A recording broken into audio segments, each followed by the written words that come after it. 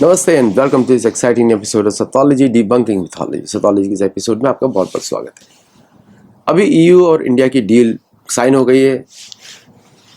European union को बुला रहा है उसको मदर ऑफ ऑल डील्स, और ट्रम्प ने उसको बोला कि भाई daddy of all deals is waiting, pay the tariff 50% and then the daddy is going to give you the deal. और भारत कुछ ना कुछ जवाब दिया, ना ईयू ने कोई जवाब दिया, मतलब ऐसा बोल दिया कि भाई कीप ऑन रेंटिंग, अपना ट्रूथ सोशल पे लिखते रहो, it is live social now, तो ठीक है होने दो। But at the same time India US की जो डील है वो बहुत बड़ी है। 99% of Indian exports are covered in this deal and 97% of European Union exports are covered in this deal. इस डील के बाद भारत और यूरोप बहुत क्लोज आने वाले हैं। ये डिफेंस टाई अप भी है, बिकॉज इंडिया का जो एक्सपर्टीज़ है in the defence manufacturing space, अभी बहुत सारे डील्स इंडिया साइन कर रहा है। एम्ब्रेयर के साथ साइन कर लिया, फ्रांस के साथ साइन कर लिया इंजन के ऊपर, फिर उसके बाद C295 स्पेन की कंपनी के साथ साइन कर लिया, फिर उसके बाद मोस्ट ऑफ द राफाल का MRO भी इंडिया में आ रहा है फरवरी में। Macron is coming here, so many things are being worked with the Europe. एक रिलायबल एटलीस्ट सेंसिबल पार्टनर है, इवन दो हमको मालूम है कोलोनाइजेशन में यूरोप वाज नंबर 1, तो ये एक तरीके से भारत का बैड एक्सपीरियंस भी है। लेकिन आज भारत कोई दूसरी दिशा में है, ये 2026 है, लेकिन फिर भी आप ये समझिए कि वो लोग यूनाइटेड हैं इन टू कोलोनाइज अदर पार्ट्स, हम लोग यूनाइटेड नहीं हैं टू कोलोनाइज अदर पार्ट्स। दोनों चीज़ें एक साथ चलती हैं। जैसे सनातन धर्म को फैलाने के लिए हमको हर जगह मंदिर बनाने पड़ेंगे, क्या इस ट्रेड डील के बाद अगर वो यहाँ पर चर्चेस खोलते हैं, क्या हम उतने मंदिर नहीं खोल सकते? तो भारतीय जो गुप्तचर सेवा है उसका एक दायित्व होना चाहिए कि जो जगह जगह हम सनातन धर्म को बढ़ाएं, हिंदू धर्म को बढ़ाएं, क्योंकि राजतंत्र से होता है। हम और आप इंडिविजुअली कुछ नहीं कर सकते। हम और आप इंडिविजुअली छोटे छोटे इनिशिएटिव्स ले सकते हैं, लेकिन और सेवा कर सकते हैं जैसे अपने शुद्धिकरण के लिए, लेकिन जो बड़ा कार्य होता है वो सरकार के थ्रू होता है। हमेशा शास्त्रों में बड़ा क्लियरली लिखा है, सरकारों का दायित्व है सनातन धर्म को हर जगह पहुंचाना, और भारत की हर एम्बेसी वही दूतावास होना चाहिए। चलिए अब इसके एग्जैक्ट डिटेल्स पे आते हैं। इसके प्रोज एंड कॉन्स में दोनों ही आपको बताऊंगा। पहला ये है कार्स का।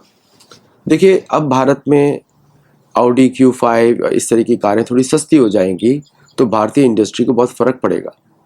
और उसका प्रो ये है कि Indian industry has to keep up.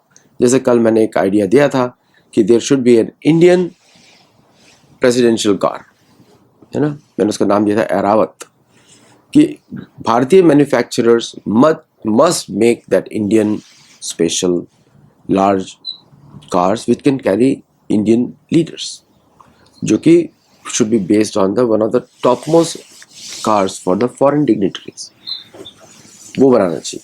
दूसरा, ये तो कार्स के ऊपर हो गया, प्लस टेक्सटाइल्स भारत का बहुत बड़ा उद्योग है, और टेक्सटाइल्स जो है अब भारत जो है उसको मार्केट को कैप्चर करेगा 30 बिलियन 40 बिलियन डॉलर का। और उसके साथ साथ जो है जो बहुत सारे जो भारत के दुश्मन हैं पाकिस्तान और बांग्लादेश, जो इसी पैसे से भारत को आंख दिखाते थे, अब उनके पास वो ऑप्शंस चले गए। अब now they can go back to do their lungi dance और whatever they want to do. अब तीसरा बड़ा है लेदर एक्सपोर्ट्स। मैं नहीं चाहता कि भारत कभी लेदर पे एक्सपोर्ट करे, क्योंकि हमारे यहाँ जानवर जीवित उनको मार के उनकी खाल निकाल के, चाहे वो निर्मला सीतारमण ने क्लैरिफाई भी किया कि गायों को नहीं मारा जाता है, भैंसों को मारा जाता है, but Bharat should not be the leather capital of any place. हम क्यों जीवों की हत्या करें? जब नेचुरल लेदर पे भारत बात करे कि जब नेचुरली कोई जानवर मर जाता है उसकी खाल को प्रयोग किया जाए, दैट इज टोटली वैलिड, है ना। तो इसलिए भारत में instead of killing them for leather, इतनी बड़ी संख्या में इस तरह के हमारे पशु हों कि वो जब नेचुरली मरे तब हो जाए, उनको किसी तरह मारा न जाए, उनकी रक्षा की जाए जब तक वो जीवित है। तो इसलिए मैं लेदर एक्सपोर्ट्स पे मेरा उसमें लॉजिकल प्रॉब्लम है। जैसे मैं जो भी जूते पहनता हूँ सारे नॉन लेदर होते हैं, दिखते लेदर जैसे। आजकल तो टेक्नोलॉजी इतनी अच्छी हो गई है कि पता ही नहीं लगता कि रेक्सीन है कि लेदर है या कोई और मटेरियल है।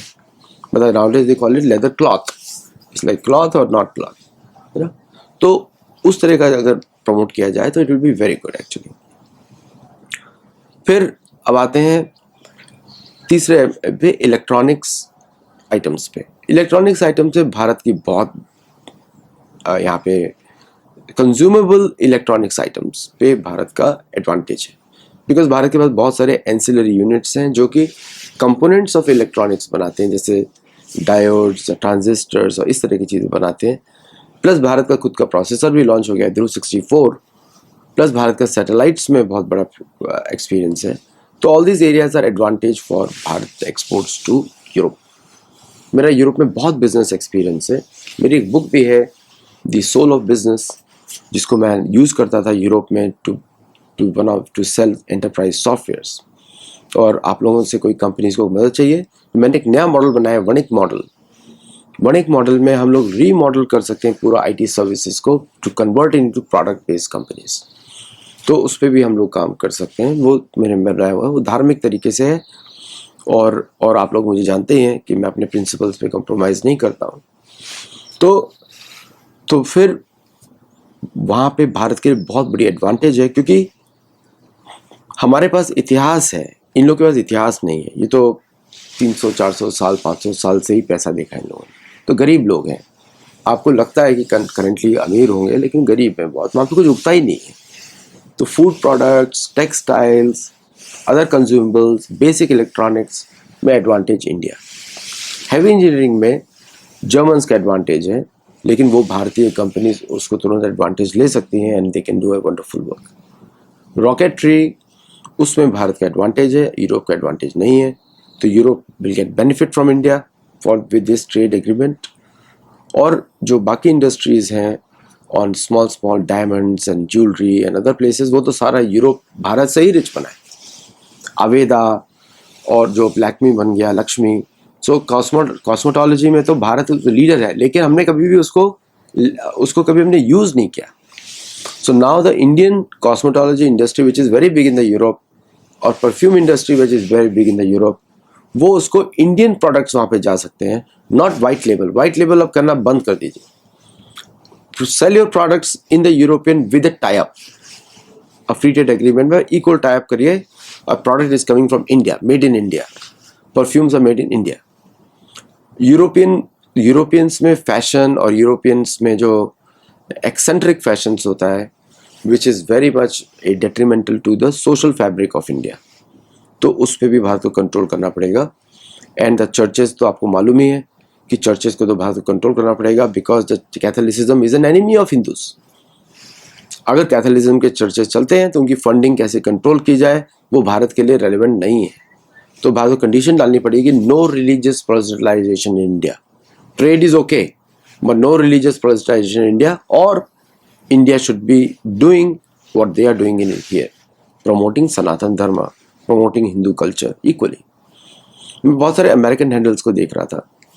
अमेरिकन हैंडल्स लिख रहे थे कि अब इंडियंस भर जाएंगे वहाँ पे। बिल्कुल नहीं, यूरोप में ऐसा कुछ है ही नहीं तो भरने के लिए। Europe is just good to visit as long as there is a Indian samosa, Indian chai, otherwise it's not relevant. Luxury products में भारत का एडवांटेज है यूरोप में, और लग्जरी प्रोडक्ट्स में स्पेशली क्लोथ्स आते हैं, तो the Indian manufacturers can create wonderful clothes, और जो हाई क्वालिटी क्लोथ्स हैं जो वहाँ एक्सपोर्ट कर सकते हैं। देखिए बांग्लादेश का और पाकिस्तान का क्या है, वहाँ पे मुसलमानों के प्रोडक्ट्स हैं, मुसलमानों के हैं, उनमें कुछ वो नहीं है, फैशन नहीं है। Indian fashion is very well recognised. उधर जो बनाते हैं, जो उनको ऑर्डर मिलता है वो बना के चले जाते हैं। तो चीप लेबर, सारे हिंदुओं की फैक्ट्रीज थी, वहाँ पे हिंदुओं को मार दिया गया। बांग्लादेश में, पाकिस्तान में हिंदुओं की फैक्ट्रीज थी, हिंदू बिजनेस चलाते थे। अब हिंदुओं को मारने से उन पर अब लक्ष्मी का प्रकोप पड़ गया है। अब वो they can not earn money, तो गरीबी वहाँ बढ़ने वाली है। और भारत को बड़ा इंपॉर्टेंट तरीके से उसको बात करना है कि ट्रेड से ही लैंड लेना ज़रूरी है। तो भारत को प्लान करना पड़ेगा कि मोर लैंड लिया जाए रंगपुर में, सब जगह पे, और जहाँ पे एग्जिस्टिंग जो वहाँ पे ह्यूमन राइट्स वायलेशंस हो रहा है अगेंस्ट हिंदू, उस पर भी काम करना पड़ेगा। और यूरोपियन यूनियन को बोलना पड़ेगा कि अपना मुंह थोड़ा बंद करा करें। Too much you talk about human rights. आपके देशों में तो ह्यूमन राइट्स है नहीं। आपके देशों में जो चल रहा है, there is no human rights in Europe left anywhere. तो उसी तरह का जो क्लॉजेज उनको डालना पड़ेगा विद अ सैंक्शन पॉलिसी। मेरे हिसाब से without sanction policy trade deals don't make sense. या free trade deal with no sanctions hurting, मतलब जो protecting the interest of Indian, आपको मालूम है एक बार ट्रीटेड डील साइन हो गया, कल को गवर्नमेंट चेंज हो गई तो ये दूसरे लोग इसको मिसयूज करेंगे बहुत अच्छी तरीके से। प्लस पॉइंट अभी क्या होने वाला है कि India is becoming a middle income country. Middle income country is going to rocket like 10 times होने वाला है। India will become the next European, next USA, मतलब जो पहले था इंडिया वैसे हो जाएगा। बीच में लोग सब गरीब लोग रिच बन गए लूट लूट के, तो इस पे बात होगी। डीकॉलोनाइजेशन में भारत को बहुत बात करना चाहिए। एफटीए तो ऑलरेडी साइन हो गया है कि यूरोपियन कॉलोनीज जो है डियो गार्सिया में और बाकी सब जगह जो 20 to 70 आइलैंड्स कुछ हिडन है, मैप्स पे नहीं दिखाते, वो सारे जो आइलैंड्स हैं उनको वापस करना पड़ेगा वहाँ के लोकल देशों को।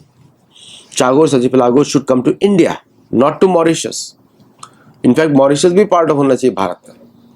तो ये मैं थोड़ा रेडिकल बातें कर रहा हूँ, बट पुराने नक्शे तो यही बोलते हैं रामायण महाभारत की। तो without that it is not worthwhile. तो जितने भी रियूनियन आइलैंड है, डियो गार्सिया है इंडियन ओशन पे, फिर एक और आइलैंड है way south towards Atlantic in Indian Ocean, वो भी फ्रेंच का है, तो मिलिट्री बेस है। तो वो सब आइलैंड्स वापस होने चाहिए रेस्पेक्टिव कंट्रीज को, इस पर भी बात करनी चाहिए। तो with the EU India defense framework, the entire Suez Canal to Malacca Strait should be under the supervision of Indian Navy। ये भी बात करना चाहिए, बिकॉज हम कर सकते हैं। आपके पास मैन पावर भी नहीं है, आपके पास रिसोर्सेज भी नहीं है, आपके पास टेक्नोलॉजी भी नहीं है, तो we can do it ourselves, we can do it with LR। अभी मैं देख रहा था लॉन्ग रेंज हाइपरसोनिक मिसाइल की जो रेंज है 1500 किलोमीटर से, बैक 10 की स्पीड पे। तो from Malacca Strait to Suez Canal we have no problem, we have base in Lakshadweep also. तो व्हाई देयर इज ए, तो हम लोग को उसके ऊपर भी नेगोशिएट करना चाहिए। और डियो गार्सिया को किसी भी तरह भारत की नेवी को वहाँ पे अपना बेस बनाना चाहिए, विच इज़ वेरी मच नीडेड।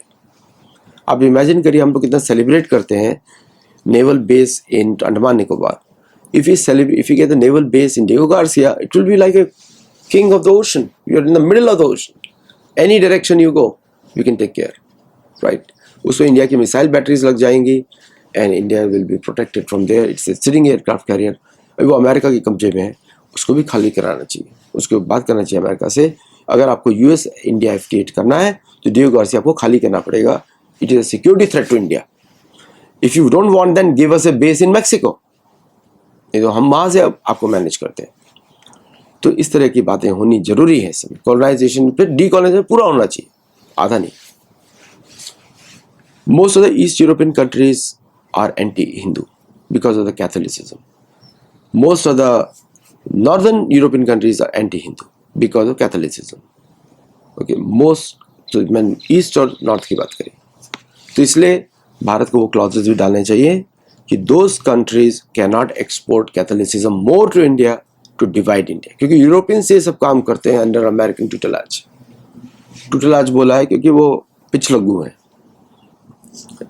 और ट्रम्प का रोना धोना को तो अमेरिका, इंडिया भी इग्नोर कर रहा है, यूरोप भी इग्नोर कर रहा है कि थोड़ी देर में शांत हो जाएंगे, 8 महीने के बाद शांत हो जाएंगे। अभी दिख ही जाएगा मिड टर्म में क्या होने वाला है, क्योंकि दुनिया भर की इंटेलिजेंस एजेंसीज को मालूम है कि इनका कंडीशन बहुत वीक होने वाला है मिड टर्म के बाद। तो इसलिए सारी इंटेलिजेंस एजेंसीज ने ऑलरेडी इन्फॉर्मेशन दे दिया होगा अपनी अपनी गवर्नमेंट्स को। तो इसलिए लोग स्लो करेंगे सारे deals to wait for the mid term outcome.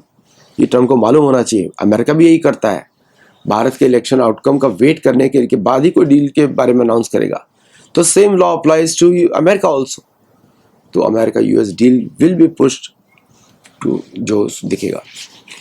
Military side में भारत को कुछ बेसिस बनाने चाहिए यूरोप में, क्योंकि अब FTA हो गया है तो भारत के इन्वेस्टमेंट को प्रोटेक्शन के लिए साइप्रस में है, ग्रीस में है, but we need to have a permanent listening basis in those areas. वो यूरोप के लिए भी एडवांटेजेस हैं, भारत के लिए भी है। इसमें मैं UK को बाहर रख रहा हूँ क्योंकि UK will be spoil sport. UK गड़बड़ी मचाने वाला है क्योंकि उसका नेचर है, वही प्रोटेस्टेंट काम करता है कि जब कैथोलिक साइन करेंगे कोई डील तो प्रोटेस्टेंट्स में गड़बड़ी मचाएंगे। तो ये ओवरऑल एनालिसिस है मेरा, थोड़ा आपको अलग लगेगा बट मैं धर्म की दृष्टि से देख रहा हूँ, क्योंकि दंड नीति के बिना कुछ नहीं चलता। तो जस्ट इसलिए खुश मत होइए कि आपका डील साइन हो गया है, क्योंकि वो लोग ऐसा नहीं सोच रहे, असुर है। वो आपसे सब कुछ साइन करने के बाद भी मुकर जाएंगे, समझे। कोई इंपॉर्टेंट पॉइंट आएगा तो तुरंत वो मुस्लिम मानों के बारे में बोलेंगे, ह्यूमन राइट्स लेक्चर देंगे आपको तुरंत, और भारतीय मीडिया उसको दिखाएगा भी। और भारतीय अगर अपोज भी करेंगे कि लेक्चर मत दीजिए, उनका मीडिया नहीं दिखाएगा तो उनके लोगों को पता नहीं लगेगा। भारतीय मीडिया पे जो उनका कंट्रोल है, भारतीय मीडिया का उधर उनके ऊपर कंट्रोल नहीं है। ये भी रेसिप्रोकल एक्शंस होने चाहिए। क्योंकि धर्म की चीज देखते हैं तो पूरा ही हम देखेंगे, धर्म भी देखेंगे, अपना स्किन कलर भी देखेंगे। अगर कोई भी रेसिज्म इंसिडेंट होता है, यूरोप में होने वाला है, और यूरोप कोई खास वहां पे तो जेल बनने वाली है 15 मिनट सीरीज की, मेरा पिछला वीडियो दिखेगा। ओके, तो Europe is going to go down the drains. तो यूरोप पे बिल्कुल दया ना की जाए। Europe Europe Europe Europe Europe से बहुत सुंदर जगह है भारत में, है ना। यूरोप का क्षेत्रफल भारत के क्षेत्रफल जितना ही है, ज्यादा बड़ा नहीं है, 4000 किलोमीटर। बट भारत का बहुत सारा पार्ट काट दिया गया है, और भारत को उधर पॉलिटिकल एडवांटेज भी लेना चाहिए, राजनीतिक एडवांटेज, रिजीम चेंजिंग जहाँ भी जरूरत पड़े वहाँ करना चाहिए। क्योंकि ये हमारा नारद नीति का, चाणक्य नीति का पार्ट है। नारद नीति यही बोलती है कि दुश्मन के जो 12 दुर्ग हैं उनको कंट्रोल किया जाए, जिसमें मेरी बुक है gold the making of states में, उसमें लिखा है। तो ये भारत के लिए बहुत बड़ा अवसर भी है और ये बहुत बड़ा चैलेंज भी है। मेरी पूरी बुक है यूरोप के अत्याचार, है ना। यूरोप के अत्याचार, गोल्ड ग्लोरी एंड गॉड, कि कैथोलिसिज्म जो है पूरी दुनिया की टेरर की मदर है, मदर ऑफ ऑल डील्स नहीं, मदर ऑफ ऑल टेरर। तो ये साउथ अमेरिका में ह्यूमन राइट्स के ऊपर, यूरोपियन चर्च कंट्रोल के ऊपर, ये सब जगह बात करनी चाहिए। These are all the things which have to be spoken as part of the trade deal. Trade deal तो साइन हो गया, बाकी सब चीजें बात होनी चाहिए। पुराने किसी भी समय में बिना दंड के कोई व्यापार नहीं होता। दंड नीति पहले होती थी, सेनाएं पहले होती थी, गुप्तचरी सेना, और उसके बाद कोई राजनीतिक एग्रीमेंट, और उसके बाद कोई ट्रेड डील। ये चलता था सीक्वेंस। तो वही सीक्वेंस को हमको मेंटेन करना चाहिए। आज के लिए इतना ही। आप लोग हमारे मेंबर्स बनिए। मेंबर्स में शास्त्र ओनली कंटेंट रहता है, और हमारे गुरुकुल में जुड़िए to learn Sanatan Dharma in a methodical way. Thank you very much. Namaste and Jai Jagannath.